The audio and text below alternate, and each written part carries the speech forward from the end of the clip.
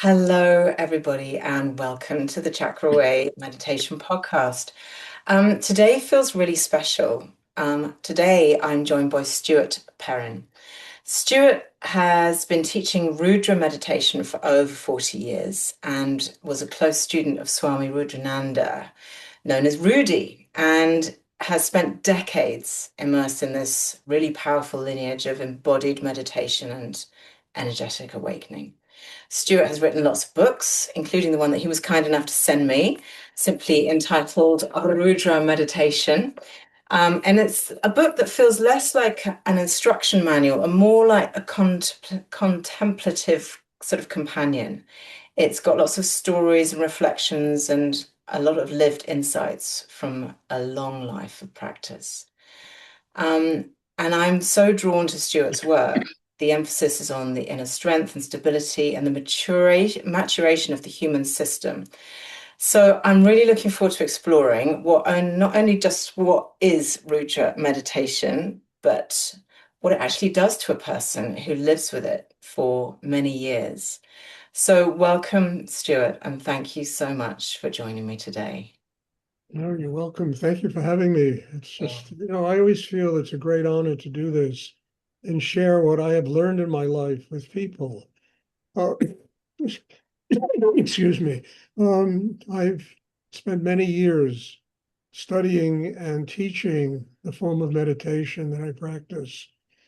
And the first thing I try to teach people, number one, you can't build a building without a foundation. The pyramids were not built without a foundation. People have to know where the foundation is inside themselves, and they have to know what the tools are they were born with so they can develop that foundation. And on the foundation, understand it's like the heart chakra. The heart chakra is like a flower. It needs roots and it needs a stem in order to blossom. So, excuse me, in order to build that foundation, we're born. We literally don't have to go shopping for these tools. We're born with them. We all have minds. We all have breath. We have to know where the foundation is. Foundation is an energy center or a chakra that is directly below the navel, 2 fingers below the navel. The Japanese call this the hara. The Chinese call it the tatien. It's an area inside us that has an element called chi. Chi is the real power in a human being. Chi is the harmony, the foundation on which we can build not only a spiritual life, but a life living in the world. It gives us the strength to be able to determine what is real, what is an illusion, how to make choices, and not how to be literally overrun by karma, by life, and all the complexities and tensions that exist in life. So one has to truly learn to master this chakra. One has to learn how to develop it and open it. The mind is the strongest instrument we have. It also is a thing that's making everybody crazy. Mhm. There's so much tension there, and there's so much conflict and polarity in the human head that it exhausts everybody's energy. I always say, you can spend 12 hours a day digging ditches. It's not going to make you more tired than 4 hours a day thinking, you Mhm. know? So we need to learn to master not so much the thinking process, but the energy of mind, which is a really powerful energy.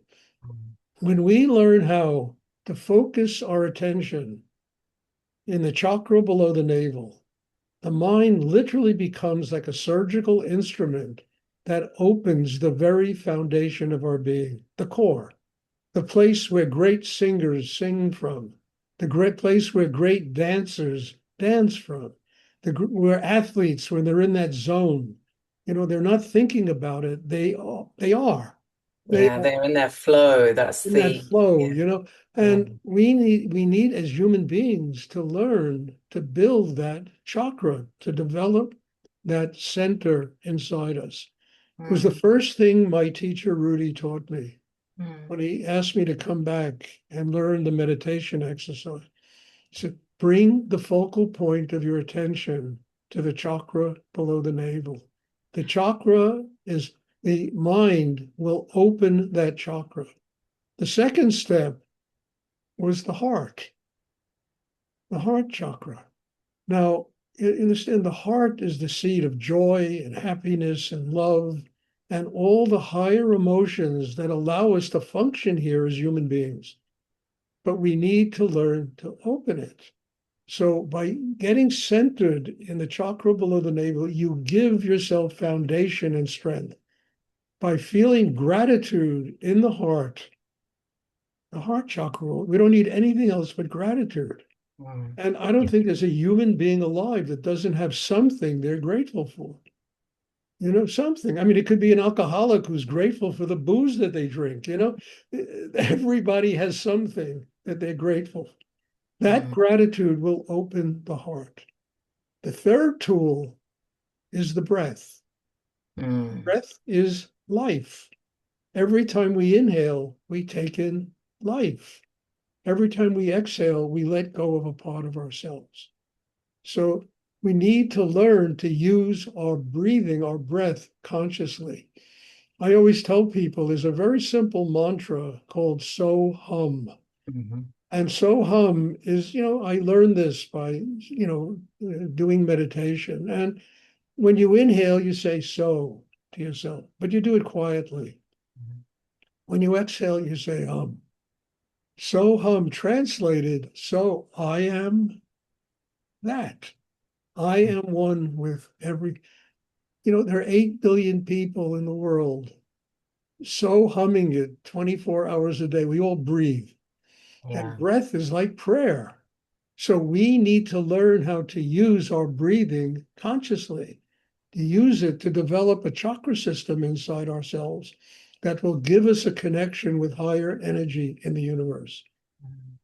So gratitude will open the heart. Taking a breath through the nostrils into the center of your chest will begin to build the heart center. It strengthens the heart center. Being centered where the mind is located is focused below the navel, gives us the power inside to sustain that openness. Mm. Pardon me, I caught a cold about 3 weeks ago and I get this cold. Anyway, what happens is, you know, all the tension in the head, the heart is open. If we then just swallow a little saliva, the throat chakra will open. All the tension can flow down. And what's killing us begins to give us life. And the mind gets quiet. And when a mind becomes quiet, it begins to receive real knowledge, that knowledge that really comes from the creative source of all energy in the universe, that knowledge, that wisdom, that knowledge that creates the greatest art, the greatest music, the greatest dance, the highest levels of creativity. And what is the highest level of creativity? It's life itself, each and Mm. every human being's life. So we begin to receive this energy. It nurtures the heart. It Mm. nurtures the chakra below the navel. It gives us the ability to communicate because the heart is open instead of anger and revenge and Mm. vengefulness and all this stuff that people throw at each other. Yeah. The heart is open. Yeah. Love, compassion, patience with other human beings, patience with ourselves, Mm. forgiveness. All of these things which are essential if we're going to learn to do what I think is the most important thing, develop the highest levels of our own humanity. Once we develop that, spiritual enlightenment is a snap. Mm. Once we learn how to live here like human beings, the rest of it is easy. This is So a this is a practice that that you've devoted yourself to for over 40 years. You've been on this path ever since, well, I was reading your bio on your website, ever since you were, 16. You started on this path, you were drawn to it very early.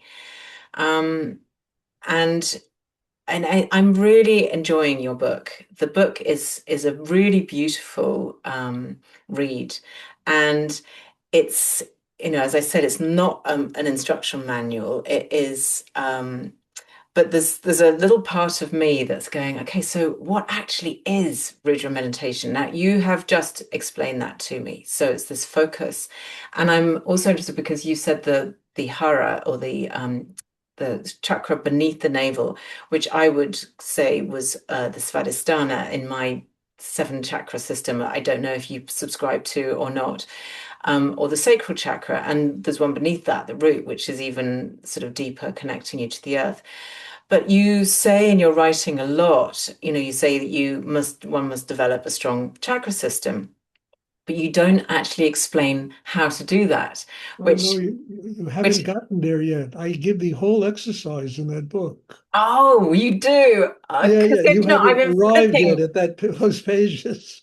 The I've whole been exercise is explained. Amazing. Okay, because I've been flipping backwards and forwards, going, where is it? It must be in here somewhere. And I just haven't happened across it yet.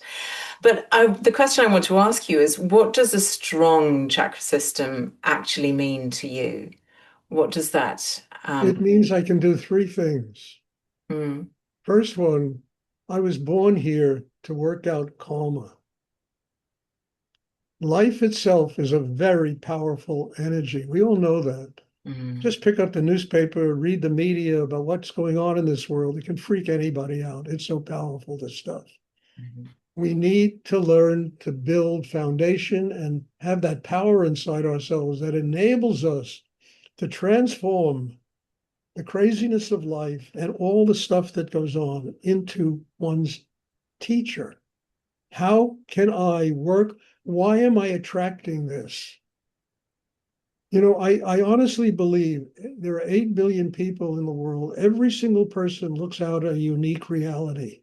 mm. And the reality is based upon how open they are inside. If they're in their heads all the time, if they're analyzing and thinking and all that tension, that's what the world is. Yeah. The world is a product of each and every human being's. No two people fit into the exact same reality. Mm, So what we have to begin to learn is, how do we listen to other people? How do we learn from them? How do we let whatever they do in life teach us how we have to grow inside? Why did I attract this in my life? What am I giving off that is attracting what is going on and I see in my life? And suddenly we begin to realize we got to build a chakra system inside it that is strong enough to be able to, instead of fighting with life, allowing us to listen to life, letting life be a teacher instead of an enemy. mm, Now, life is a very powerful force. Karma is a very powerful force. And if you don't build the chakra system inside, it will just run right over you. yeah. It will suck you dry. By the time people are 40 and 50 years old, they're like sucked, and their energy is just virtually almost sucked out of them. Mm, And the development of an inner life enables us to do the first thing, which is work out our karma. How do you work out your karma? Love, gratitude, being a happy person, being mm, able to learn from the things that you experience in life. And like my daughter, she would go through all this stuff, difficult problems. And I would look at her and I would say, what did you learn? mm. I wouldn't lecture her on, oh, you did this wrong. Just tell me what you learned. Yeah. And she would look at me and say, you're the only one who ever asked me that. Everybody else is lecturing me on what's right and wrong.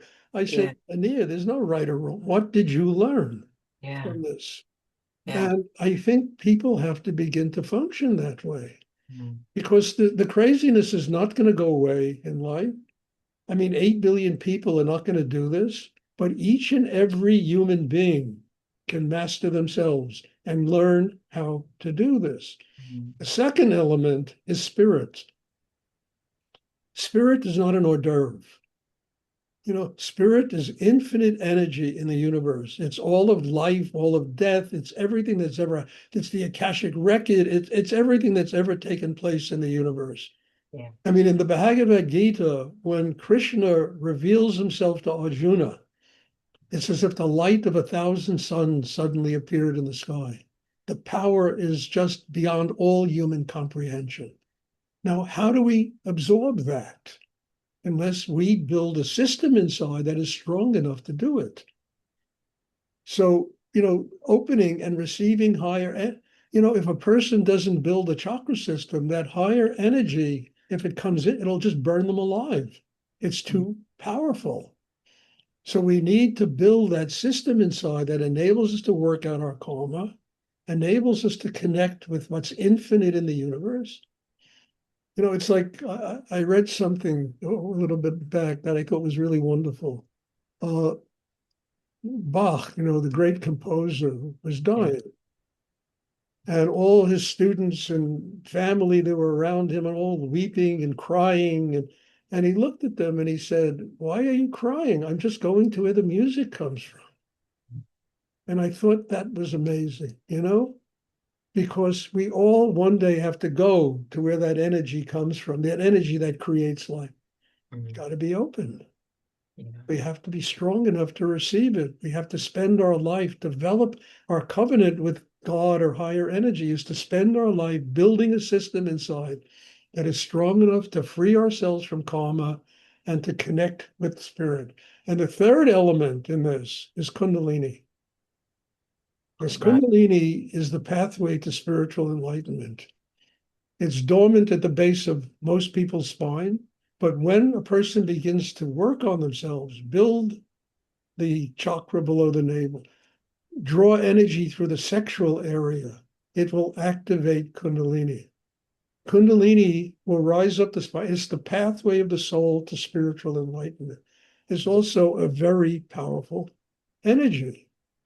And if we don't have the strength inside ourselves, the energy of Kundalini, people do it through LSD, they do it through DMT, they do it through drugs, and they literally burn their systems up because they are not strong enough inside to deal with that kind of. And I'm not talking from having not experienced this when I was a kid. Mm. I used to take LSD. I would sit in the heart of the Buddha for 3 hours, you know. But when I came out of it, I was so wasted. Mm. Yeah. I was so wasted, I couldn't function. And I Yeah. said, Stuart, there's got to be a better way to learn this, to Yeah. do this. And when I met my teacher, he taught me a better way of doing this. That particular meditation that I showed you. So Yeah. all of these elements work together. And the chakra system exists in a human being to build the inner strength that we can work out our karma, we can connect with God or spirit or whatever one wants to call that energy, and we can activate Kundalini and ultimately attain liberation Mm. from this karmic circle, this reincarnation and coming back again and hitting our head again till we finally learn why we are born, what our Mm. purpose is in life. You make it sound so beautifully easy, Stuart. I love Um, this. This is not And I easy. know that This you've is been. this is 40 and 50 years of talking. Exactly. And so, in terms of like, I know that you were art dealer and all sorts of things in your life, but you basically have dedicated your life to this. So for us mere mortals or people who are just, living a life with a family, whatever, and they're like, yeah, I know that there is more. I know this is true because I feel it in my body. I know that what you're saying is true, that this is, how is it just as simple as sitting for 10, 20 minutes a day doing your meditation on a daily basis? How is this relevant to your average person on the street, all of those 8 billion people who, if they all raise their energies, gosh, wouldn't we live Well, in the there's world? two answers to this question. First Mm. of all, a person needs to do it. They need to do it. I mean, how do you support a family? Having a family is a very hard job. Mm. Loving a family, having to deal with all the problems and things that come up, you've got to be very strong inside. So the family is telling you, build an inner life so that you can truly unconditionally love these people and give them room in their life to grow. So I mean, look, I've been married. I'm not married now, but I was been married. I have a daughter. All of that taught me that the only place I can get the energy to truly support these people in my life was from a higher source of energy in the universe. So instead of making me not do it, it made me do it. Mhm. Because underneath all that was my need inside to have a spiritual life, my Mhm. need that made that more important than just about anything. And I understood that it will give me the knowledge, the wisdom, the caring, the compassion to deal with the people that I have to deal with in my life. It also taught me how to deal with money. You know, when I was a kid, the one thing that used to frighten me was success. I really mean it. The idea of having to deal with the business world and money and greed and all this madness that I used to read about that went on, it scared the hell out of me when I was a kid. Mhm. And and It is scary. yeah, it's a terrible, you know, look, I went through it and I know a lot about this. Anyway, my teacher Rudi, you know, he asked me to run a meditation center for him in Texas. And he said, I want you to build, you know, meditation centers and let the work spread a little, you know? So I was working about 18 hours a day there. I was teaching two meditations in the center where I was living. I was running a business. I was teaching in prisons. I was started meditation centers all over Texas. It was nonstop. So one day he came down there, Rudi. We're standing on the porch. I've told this story a lot. It's a great story. We're standing on the porch of the house, and he looks at me and he said, Stuart, you're not working hard enough. So I looked, I started to laugh. I said, Rudi, what? What do you want me to do? And he said, buy that building. The building was right next to the house, the center. And it was a strip meditation mall center, a meditation, not a meditation, a strip center, a mall, and Oh, right. yeah, a shopping A shopping center, yeah, center. for Yeah. shopping. So I said, Rudi, I got $600 in the bank. How the hell am I going to do that? And he said to me, anyone could do it with money. That was his response. Anyone Anyone, can do money. anyone could do it with money. You know, if you have $100 million in the bank, what's the big deal? You go and buy the center. You know, it costs you chump change to get it. You know, so I looked at him and I said, Stuart, he's right. You have to overcome your fear of financial success in the world. It's one thing that it will always block you. It will always block you. And how are you going to do this? Every meditation class, I sat down, I opened the core foundation, and I drew upon this energy to come down to give me knowledge and wisdom about how I can overcome Stuart and my fear of money and success and dealing with that. You know, a month later, I bought that building. No. This is a Wow. true story. A month later, I bought that building. And that building ultimately enabled me to move back to New York and to start a whole center in New York that became very big. I mean, I was teaching all over the world. Yeah. And I'm saying, and it taught me such an important thing about me. Stuart, why are you afraid of living? Why are you afraid of enjoying one of the great things that life can provide for you? Having some money in your pocket, Mm. Yeah. living and getting the bed, not being attached to it. I mean, a greedy attached to it or stuff, but just allowing yourself to overcome the fear of success in the world and learning how to use life as a teacher. Mm. And then the second thing that happened, my teacher passed away. And I won't get into this. He died in an airplane crash, and I was in the airplane with him when this happened, you know. And his mother took over. He had an Oriental art business, Rudi, is how he supported himself in New York. His mother took over the business. And one day, she and I were very good friends. And one day she called me up. I was in Texas. She said, Stuart, how would you like to buy 2 truckloads of art from me? So I also started to lie. I said, Ray, do you know where I'm living? She said, I'm living in, you know, I mean, my God, it's a conservative Christian community that probably crucify me if I start selling Buddhas here, I told her. So anyway, she said, just think about it. So I thought about it for 10 minutes. And I said, Stuart, this will never happen to you again in your life, that somebody is going to offer you something like this. I called her back and I said, I'll do it. And I remember Rudi saying to me, buy that building. Yes. And I put myself in debt. I had about maybe $800 to my name for $175,000. Yeah. In today's money, it was probably $2 million. That's a lot. Yeah. This is back in the early 70s, Hmm. about $2 million. I went up to New York to do this with her.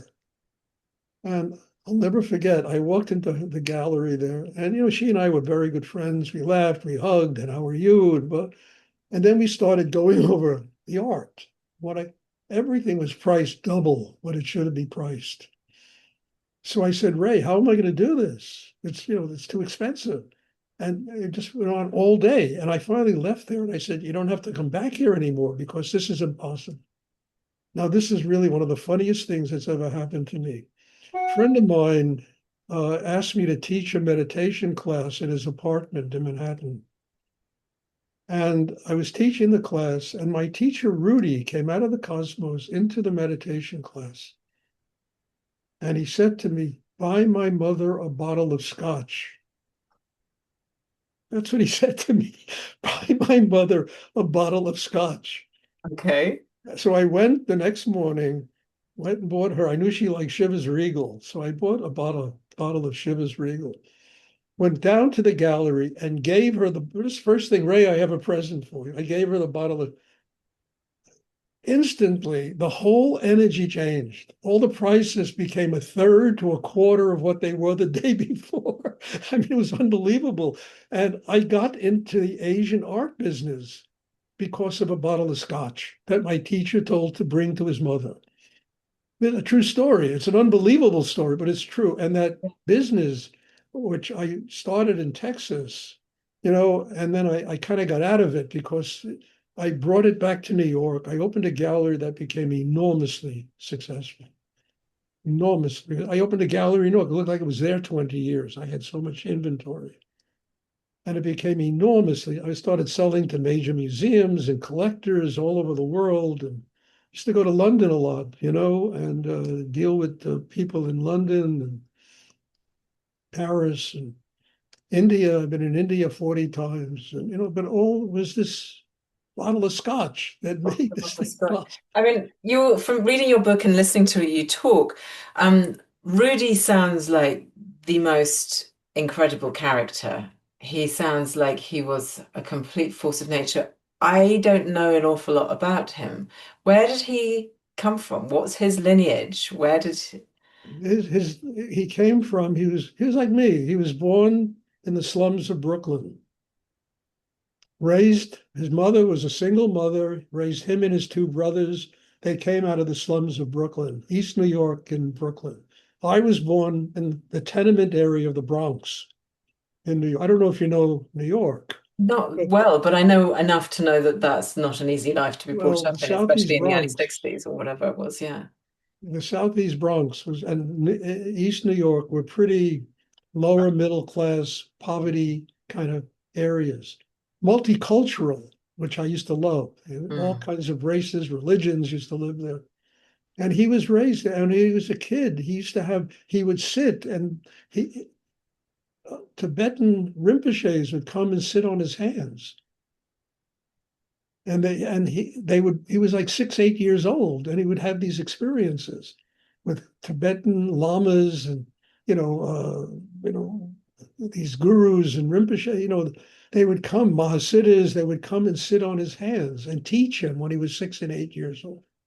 As he got older, he started doing Gurdjieff work. He started doing Gurdjieff work, and he did that for a while. And then at one point in his life, the people that were the head of the Gurdjieff Society in New York told him that he would have to leave New York and give up everything.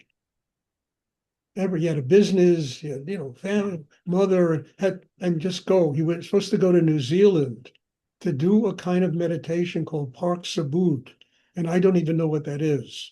Okay. And he, on his way to New Zealand, he stopped in India. And a friend of his told him, "You got to go meet Swami Nityananda."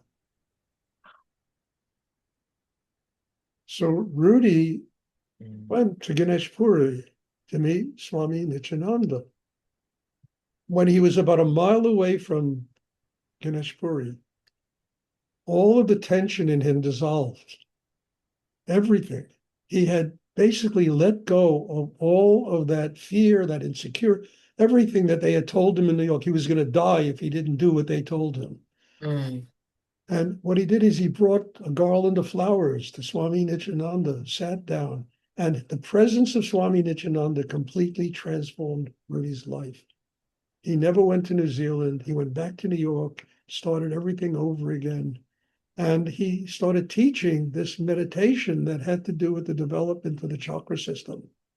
And he used to get a lot of students would come to him. Mm. I met him. I met him. I was living in Paris as a young man. I was 25 years old. And I was broke. I had no money. I used to do like, extra work at Billion-Court Studios and American films they would do there. And I used to earn a living, Mm. however I could manage it. And I had no money. I was really broke. So I went back, I called a friend of mine and said, "Can you please send me a ticket to get back to New York? I got to get back to the States." So he sent me a ticket, flew back to New York. I was living on the floor of Rudi's, or, this friend of mine's apartment. I had nothing. And he said to me one evening, "Let's go out and have some dinner." I said, "Fine." So we walked to Greenwich Village. We walked past this Oriental art shop that I had walked past at least 500 times. Because I lived for a long time in the village. I lived in Chelsea. I used to walk past there all the time. And we looking in the window and all these Buddhas and Tibetan paintings and, wonderful art he had there. And his friend said, "Why don't we go in there and look?" So I said to him, "Charlie, I'm broke. What am I going to do in there?" He said, "This stuff costs a fortune." So he said, "It doesn't cost to look." So we walked in the door of this shop, and standing in the middle of the shop was Rudi. And I saw nothing else but him. And his energy was so powerful and of such depth that I didn't never got into the story about what happened to me when my father died. But it was very similar to what I saw in the hospital room where my father died. Total serenity, but power and light. And it was just amazing. And like a magnet, I was just attracted to him. I just walked right, I didn't see anything else in the store. And he started showing me pictures of himself studying with teachers in India and telling me about what he taught. And he said, "If you want to come study with me, come here tomorrow night, 5 o'clock." So as we left, I looked back and the energy, the light that were coming out of him was something extraordinary. I never saw anything like it. And I said to this friend of mine, "Charlie, I don't know what happened in there, but I got to go see this guy again." I said, I don't know. I mean, it's just shaken me to the core of my being, what I experienced with it. Anyway, we went out and had dinner, went back to this friend of mine's apartment, and we met a guy in the hallway named Ed Borden. Ed lived in the building, and he asked us, "You want to come in and have some tea in my apartment?" And we said, "Great." We went in, walked into his apartment, and this guy, I'm talking about a slum of New York, railroad flat with a bathtub in the kitchen, toilet in the hallway. I mean, one of those places in the 60s you would rent for $40 a month, $45 a month, to live. And he had about a $500,000 Oriental art collection in this apartment. He had stone carvings from the 10th century, Buddha heads, Tibet. I was unbelievable. I walked, I said, "Where the hell did you get all this stuff?" He said, "There's a guy in Greenwich Village named Rudi that I met 1 hour before." And I Wow. said to myself, "Stuart, the gods are talking to you. Once in your life, listen, listen. There are no accidents. This is not an accident.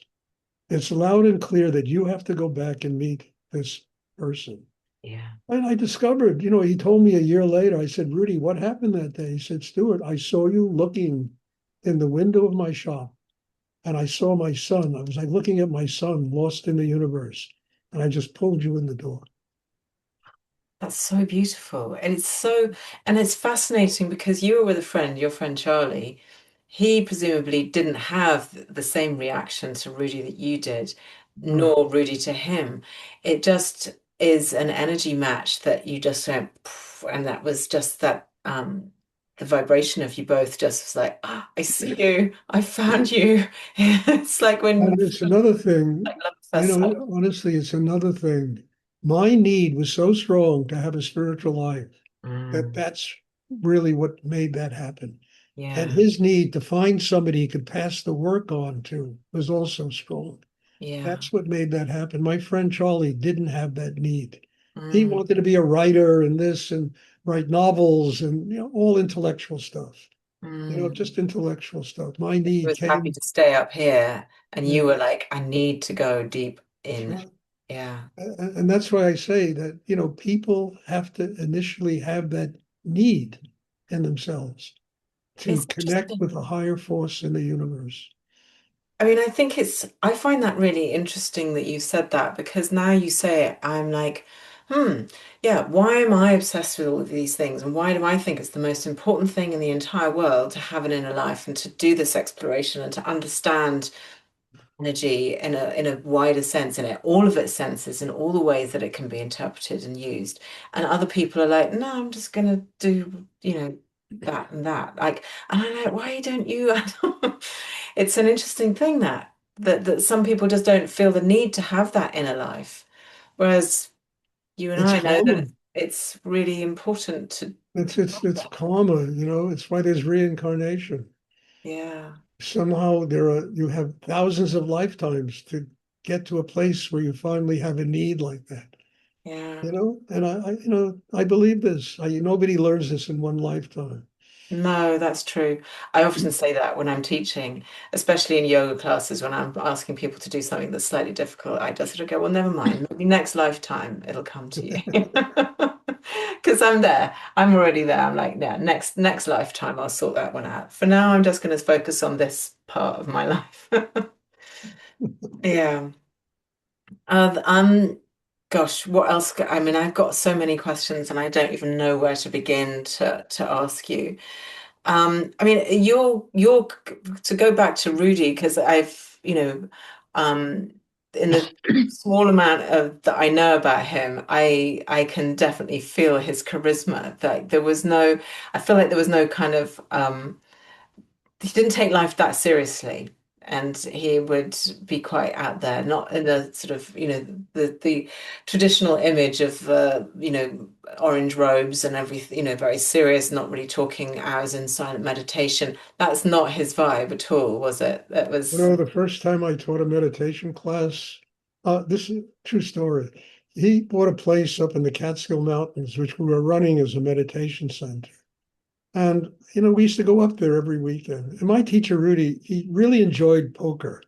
He liked to play poker, not for a lot of money, a nickel, a dime, a penny, that kind of thing, but just the fun of doing it. Mhm. And it was about 15 minutes before a meditation class. And we're sitting and, playing poker. I pick up my cards and he hits me in the rib. He says, how would you like to teach class today? So he said, Rudi, you always do this to me. I was made a teacher at a poker game.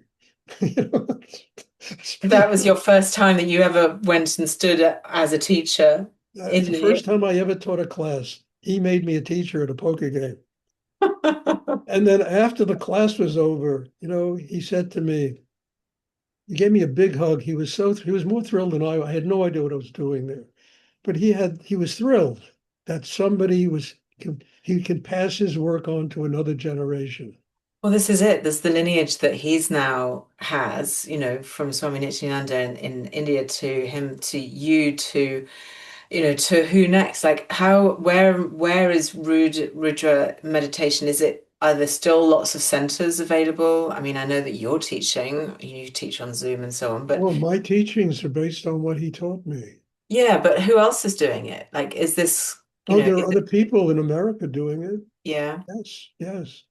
And but I don't have much connection with them because a yeah, lot of people went off in different directions, and I mm, tried to keep what I learned from them very pure, yeah, yeah. very deep. No, But there are people teaching this. That what Rudi, he had many students, Rudi, and he made teachers. mm, So it also goes on, in different places. mm, But the funny thing is, after I taught my first class, he gave me a big hug. He was just thrilled that he was passing his teachings on. mm. And he said to me, look, next year at Big Indian, that's the place where the meditation, the ashram was. He said, first I'll teach, then you'll teach, and then we'll show cartoons. He said, and it was also a great, Stuart, don't ever take yourself too seriously. Yeah. Being a teacher does not make you more important than anybody else. It just means that you're a vehicle through which higher energy can flow and nurture other people. And if you become more important, you can be replaced by Bugs Bunny. That's funny. Gotta love that. Um, the other thing that I really wanted to ask you about is you mentioned the double breathing practice quite a lot. And I've been teaching yoga for a while and I know a fair amount of pranayama. So I'm interested to know because like all of these practices, they all come down and they get interpreted and in different ways and it all comes from the same beautiful place of power and movement of life force or prana or chi. And so the double breathing exercise. Talk to me a little bit about that because I'm interested in what this does because what I don't know if you find this, but I'm finding it very fascinating that in the last maybe 5 years, 3 years even, breath work has become a thing. And people are like, oh, we do it to funky music, or we do it like, breath work as a practice, not just as a part of the whole that is yoga, but as a standalone thing, that people do and so it's become the power of breath is now coming towards the mainstream, which is wonderful. Well, to answer your question, the Mm. mind will open the chakra below the navel. The mind won't strengthen it. But as it opens, drawing the breath there, you're Mm. drawing all of life into that chakra. Okay. And that will strengthen the chakra.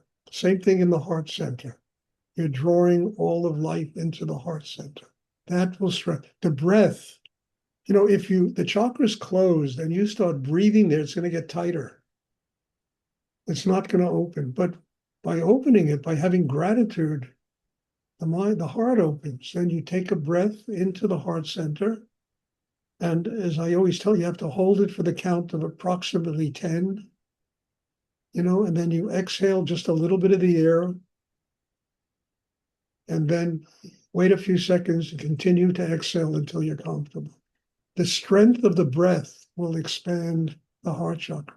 My teacher, Rudi, always called chakras psychic muscles. Mm. He said that's what chakras are. And if you don't work them, it's like physical muscles. If you don't work them, they're going to atrophy. The psychic muscles also have to be worked. Yeah, I So love the proper use of mind and the proper use of breath helps you to work that center. And look, I've been doing this literally every day of my life for the last 50 years. This chakra that. system is very powerful inside because it's been worked. It's gone to the gym every day. It's worked And out. so your definition of a strong chakra, it's about moving the energy into the chakras, and I No, mean, it's that's using the tools, the mm, mind and the breath to open the chakra and develop it so that energy can flow. The Om sound can come into you mm, and go into every chakra yeah, and develop the chakras. The higher force in the universe can come into you and it will go from chakra to chakra and develop. And along with that, you have a teacher whose job is to be a vehicle for the transmission of Shakti. A Mm-hmm. teacher can't let the mind get in the way, his self-importance to get in the way. I remember sitting in a lecture at Big Indian that a Swami was giving, and he was talking about the guru being God. And if you worship the guru, you will get your spiritual enlightenment. Rudi was sitting right behind me. He whispered in my ear, the guru, God is God. The best the guru can be is the servant of God and the servant of his students. Now, when he told me that, the humility was so profound because Rudi was the most powerful person I ever met in my life. It was so profound that I realized that the real strength was in humility. It Mm, wasn't in ego. It wasn't in developing himself in an image of who he was. That yeah. this powerful person can say, at the best I can do on this planet is be a servant. Mm, yeah. I mean, that was, Yeah. I mean that yes, it's an incredibly important and powerful lesson that to as and especially to teachers that are listening and to myself as well. I think that is they're taking yourself out of the equation, and that I think is I don't know, for me when I'm teaching, I find that I go into a different place and I'm not there really at all. I just like the teacher part of me just kind of takes over, and that's you're just in flow and just doing it, and what is right comes through. Um, so yeah, I think, but when I find catch myself having a moment in my brain, I'm like, oh no, this is not good.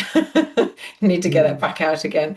But the question I wanted to ask you is, so you saying you're talking about the chakras a lot, which is music to my ears. Do you think that it's important that people understand what the chakras are or how they work or what is held there? Or do they just need to know that they're the energy centers that are within the body, these psychic muscles? What is your opinion on that? my opinion on that is I've been doing this meditation for a very, very long time. I Mm. don't understand it. No, I no. don't understand. All I know is it works. Yeah. My understanding is probably 5% of what energy is in the universe. Why do I want to bring it into a thimble Mm, when it's the ocean? yeah. If I Well, true. I mean, I find myself talking when I'm talking to somebody who's not doing the inner work or not sort of exploring themselves, and I tell them what I do and I try to explain to them what the chakra system is. I quite often find that it's useful to use science, to use like quantum physics, to use those kind of examples that are very intellectually, valid, if you like. And I find that those are quite useful arguments to make for with people who are just beginning to understand, and it's like, oh, it's just a load of really, silly stuff. And you're like, no, no, no, no, it's not. Here's the science. And then they're like, oh, okay. And then you can go in with all of the stuff that we don't understand, but we know is true. There's a door that's got to be opened. Sometimes I think that that's a useful way to open the door. Well, when I talk to people like that, I talk about the technique of doing it. I talk about, all the energy in there. Everybody has a lot of energy in their head. Where's that energy coming from? Hmm. You understand? I talk about the confusion in people, the chaos in people. And I Mm. think everybody understands that word. But if they ever ask me, do you understand? I said, how can I possibly understand God? Mm. It's beyond all human comprehension. Yeah. But if I open inside, I can be nurtured by this energy. And I don't want to understand it. I just want to continue to grow every day of my life. I don't want one day to go by where I am not growing inside myself, learning inside myself, developing myself as a human being. And if I never understand, what does it matter? The growth itself becomes a state of enlightenment because you keep getting more knowledge, more wisdom, more understanding. I mean, do you think I could talk this way 30 years ago? Not Well, possible. yeah, When I exactly. I first met mean, Rudi, but years and years of using the mind and the breath to strengthen the chakras. gave me a deeper and deeper connection with this source of all knowledge and wisdom in the universe. And that is what that book you read, I didn't write that book. And people always look at what I said, it came through me. Mm. You understand? It just came through me. All I knew was the craft of how to write a book. I've written a dozen books, so I know the craft. It's the same thing with meditation. Meditation is not a religion. It's not a cult. Meditation is a craft. Mm. And if we accept it as a craft, then we begin to learn the tools are remarkable. We're born with them. We don't have to go to the hardware store to get them. Mind and breath. And we have to just learn how to use those tools consciously. Once we do, the chakra system begins to, the crown chakra opens.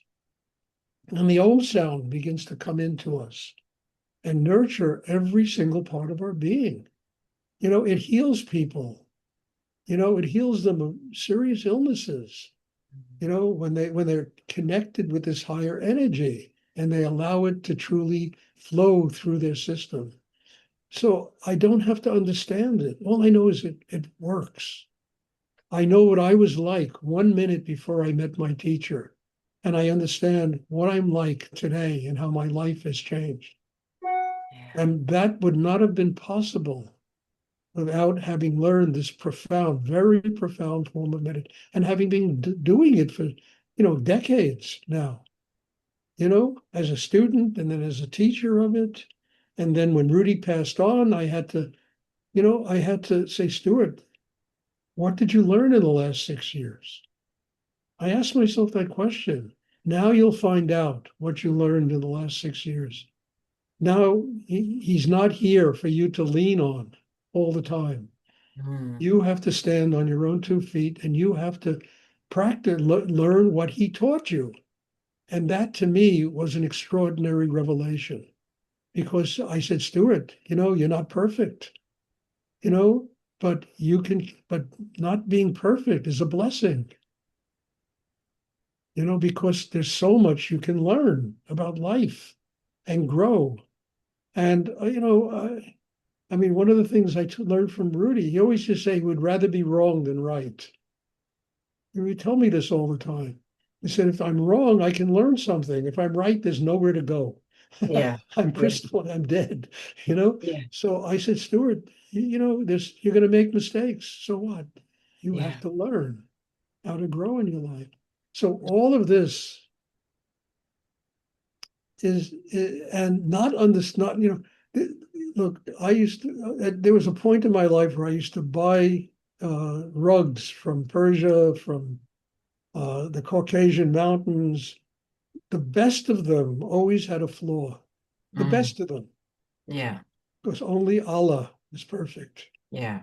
You understand? They would intentionally put a And flaw, and the flaw was part of the perfection, yeah. because every human being is always going to have a flaw. Mm. And that thing that is wrong with us is the thing that makes us grow. It makes us work on ourselves. If we had nothing wrong, we would do nothing.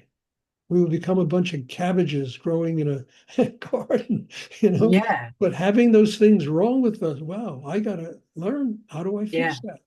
That's the adventure of life, right? Yeah.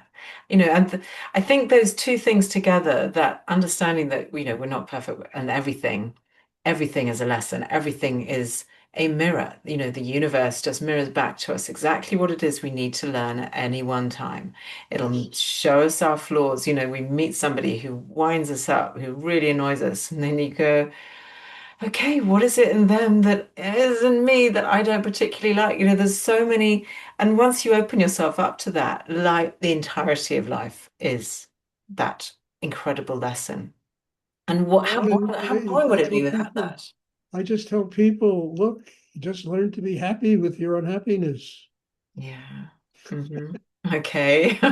Some people would be like, no, I don't want No, to. of course. They say, but look, this is what you accept in your life. Why are you Yeah. complaining about it? You can fix it. Yeah. But if you don't want to fix it, stop complaining about it and learn to live with it and enjoy it. You Yeah. know? Exactly. Really. And I get stares back when I tell that to people, Yeah. because learning the things I talk about, it takes work. You have to work on yourself. And Mm. if you don't do the work, then just accept the fact that, okay, I'm not happy. I'm miserable. Life is showing me that I'm unhappy. Okay, then accept it and Yeah. live with it. Yeah. Yeah, and I mean, in my work, I see a lot of people who are searching for some kind of safety and grounding that they kind of know that it's there somewhere and they're kind of, and yeah, I mean, you must have seen that play out over your lifetime. I lived through that. The thing I was most afraid of when I was 16 years old, to grow up and become what my parents wanted me to become. Mm. What do they It want you to scared, well, to have the house and the white picket be? fence and Yeah, the 2.5 kids, pension and etc. four Yeah. kids and five television sets and three cars. And it used to scare Yeah. the hell out of me. I said, no, I don't want to live that way. I Yeah. want a more creative life. Mm. And that forced me to work on myself, to find that there was another way to do it. Mm. And when I met Rudi, I found there was another way to do it. Yeah. To have all that, and I've had it. I've had lots of money. I've had success. I've had all this stuff. And Mm. at the same time, it doesn't have me. Yeah. Mm. So I mean, even at 16, I said, no, I don't want this. Yeah. And I would hear this from my family oh, you got to go to school and get PhDs and doctorates and this and that. And I It's said, everybody's no, I don't story. want this. Everybody has that story. Everybody's parents want, I mean, as a parent myself, as your parent, that you want the best for your child, of course, but moreover, you want them to be happy. You want them to have a fulfilling life. An internal, well, for me, I want them to just be happy, with whatever they've got, whether it's a huge mansion or a tiny, shed somewhere. I'll tell you a great story. Okay, Go this is really good. I always thought that the fulfillment of this would be through my writing. Even on. at a very young age, I wanted to be a writer. And I wrote reams of poetry. And one day at Big Indian, we were doing a puja ceremony, big fire, and everybody had to sacrifice something. Yeah. And Rudi said to me, he said, Stuart, I want you to give me your manuscript and I'm going to use it to start the fire at the puja. Oh my God. He told, so I said, Rudi, he said, no. He said, and then I didn't do it and he couldn't start the fire. And he really got PO'd at me. And he said, bring me that manuscript. Otherwise, we're not going to be able to start. And I brought him the manuscript. And he literally set fire to, I had to surrender on a level that was so profound. It was so profound that that act transformed me. And you know what happened? I gave up that whole part of my life, just surrendered it there. And since then, I have written at least a dozen books, Mhm. and like one that you have, and novels. I've written novels. I've written books of poetry, anthologies of novelettes, short stories. I have a whole library I've written. And every one of those books was 5 times better than the poetry I surrendered when I was a kid. Every one of them, you know? Beautiful. And Yeah. he knew it. He said, you got to, like he said, buy that building. I had to get free of this thing. Mm. And I got free of it. And it came back. And I've written some really, I'm telling you, interesting books. I bet. I And mean, I'm really, really enjoying this. And I'm definitely going to, this is a book that is, I mean, I started dotting around because all the chapters got interesting titles. So it's like, oh, that sounds good. That sounds good. And then I thought, no, I need to go right back. And so now I'm just reading it through. But is it meant to be is it not necessarily meant to be read just through? You can just pick it up and just somebody read it, could just open it and find read a something to chapter. read. Yeah. No, I'm up to internal chaos. That's what I should be reading about tonight. But I've really, really enjoyed this book and I thoroughly recommend it to anybody who is on their inner journey and wants to strengthen their inner world because it's not preachy, it's not telling you how to do anything. It's just beautiful, soft, gentle wisdom that just falls really. People can get it in England now. Yeah, I'm going to buy it for a couple of friends actually whose birthdays it is. So I'm going to up your sales by a couple more books. They can get it from, I think Amazon sells it in England. They also sell a Kindle version. Yeah. And there's also, I think I don't know if they can get it yet, but there's going to be an Audible version of the Oh, book. cool. Very Yeah, nice. so that all this stuff, in fact, it's the first book I've ever written that I put a lot of energy into Yeah. trying to promote it. But Yeah. I said, Stuart, you didn't write this. This has a purpose beyond Mm, yeah. just you being a writer. No, it's really beautiful. Um, Thank you, Stuart. Tell people where they can reach out to you because, as I mentioned, I think I mentioned before, you do teach your meditations and on Zoom as well. So anybody from anywhere around the world, if you're willing to be there at I whatever have time of day I it is. have 7 classes on Zoom. Hmm. I also started a class time-wise, one of the 3 of the 7 classes, so that people in Europe and the Middle East can come. It's at 1 o'clock my time, and then it's like 6 o'clock in England and Yeah. 7 o'clock on the continent, eight Yeah. o'clock in Israel or the Middle East.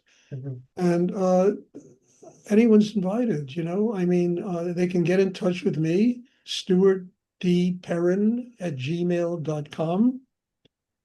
They can go to my website, stuartperrin.com. And there's a lot of stuff on my website about what I teach. I have a whole book on Tantra on my website that I wrote.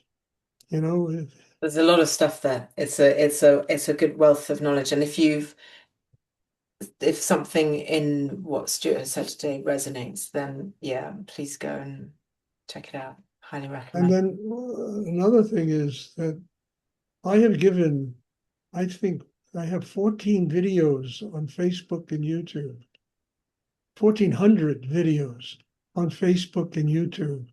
Quite different. Every class, there's questions and answers. And the question is answers like what's going on between you and me. This kind of depth and talking about. And there's 1,400 of them Wow. on YouTube and Facebook. Okay. So there's a lot of Stuart Perrin out there to Oh, be had. boy. And the topic to this is, I don't ask people, I have no fee for my classes. I just tell them, look, whatever you can donate, donate. I know I need to live, I need to pay rent, and I need money and for food. So whatever you donate, donate. Whatever you can afford. If you can't afford anything, you're just as welcome as somebody. And people donate big sums, and other people donate, $5, $10 a month, and everybody's benefiting. Mm. So the Yeah. people that donate bigger sums are helping the people that you can't afford it. So Yeah. I don't have fees for what I do. Okay. I do retreats. Every 2 months I have a retreat, and I'm having one coming up in a couple of weeks. It's in the 21st. It's in celebration of my teacher Samadhi, the day he left. And so that I ask people to contribute money to, because it's an enormous amount of work over the Yeah. years. So I don't ask for a lot. I mean, somebody else would ask for $5,000 for a weekend. I tell people $400. I Yeah. try to make it as affordable as possible. Yeah. That's wonderful. So all of this goes on. People want to be involved. They want to learn about what I do. I am readily available. I had a guy I don't even know who it is, just asked me, sent me an email why I wrote this book, Rudra Meditation. You don't Yeah. even know who this is. He just said and then I wrote him back. I told him, and he said, wow, that's great. You were a vehicle for the book. That really is terrific. And so we started a conversation with each other. I don't know where it's going to go. Fascinating. No, Yeah. it's wonderful. It's a very connecting book. It resonates on lots of levels. It has it's very digestible and it's very beautiful. So thank you. And thank you for joining me today. I really appreciate your time and your energy and all of the wisdom that you've shared with us today. So thank you, Stuart. Thank you for having me. I really mean that. I just feel very blessed that people are asking me to do this kind of thing. And so thanks a lot.